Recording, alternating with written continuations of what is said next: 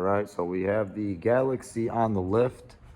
We're gonna make our way to the front end here and show you a couple of things that we've got going on here.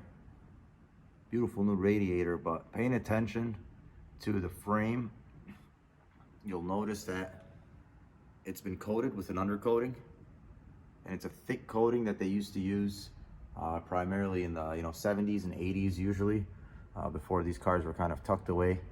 A majority of these cars did have rust issues, and that's why they took preventative measures to make sure that this one didn't rust out. And if you notice here, I can kind of pick at some of this with my finger. It'll flake off. This coating only lasts a few years, and with the car being stored in the winters and being tucked away and only used primarily on fair weather days, that coating can last up to a decade, just because it's out of the elements, out of the salt and things like that.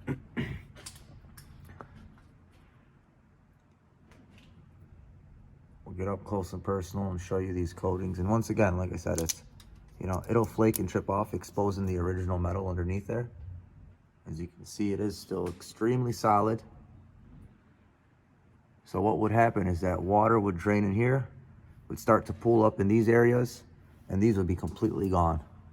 So that was a big trouble area. That's why they focus on that a lot. But as you can see, all the original holes on the frame and everything are in excellent condition.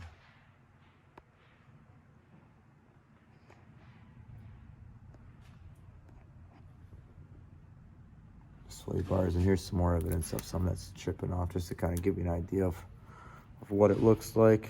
Let's see if we can get some light here. It's just like a rubberized coating. It'll peel right off after a while. So this is something, if you plan on keeping the car for a very long time, you can get it redone. But other than that, I would say it's definitely done its job and withstood the test of time to kind of make sure that this car is not rusted out or anything like that. As you can see, this guy lived on a dirt road. We got some dirt there, but all the frame rails here completely solid. Floors. If you look at the tail shaft on the transmission, you can definitely tell it's been replaced. So these cars really went one of either way. They either rusted out and ended up in junkyards, or they were kind of taken care of, preserved.